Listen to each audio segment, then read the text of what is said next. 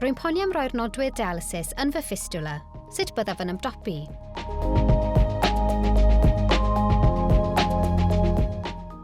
Mae hyn yn bryder cyffredin, yn enwedig os oes gennych ffobia nodwydd.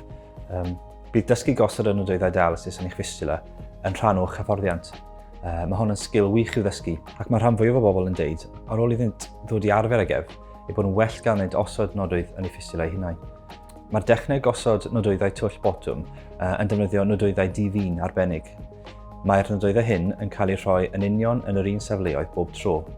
Mae'n gweithio fel wneud twll clistlws. Mae'r dechneg hon yn helpu i gadw'r mynediad eich pibell gwaed hanfodol am gyfnod hirach. Mae pobl yn deud ei bod hi'n eitha hawdd gosod y nodwyddau ac mae'n brifo llawer llai na defnyddio nodwyddau miniog. Mae pobl hefyd wedi dweud wrthym bod yn rhaid iddynt ganolbwyntio mor galed ar osod y nodwyddau fel ei fod yn tynnu sylw oddi wrth y boen.